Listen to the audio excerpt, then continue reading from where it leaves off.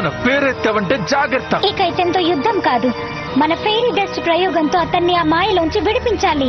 ఆ సంగతి నాకు వదిలేయండి. హే, ఏం చేస్తున్నావు?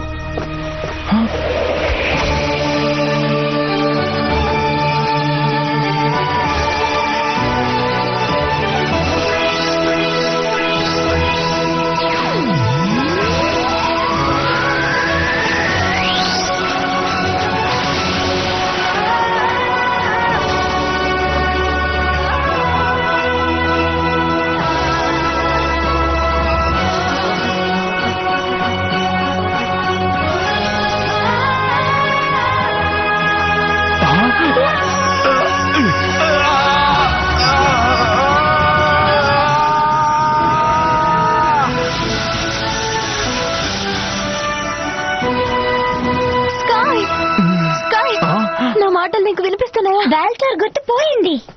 అదిగో అక్కడున్నారు, బంధించండి. ఇక మనం బయలుదేరే టైం వచ్చింది ఫ్రెండ్స్. ఇటువైపు త్వరగా. నీకు నా గురించి సరిగ్గా తెలియదు బ్లూమ్. స్కై ఎప్పటికీ నా వాడే.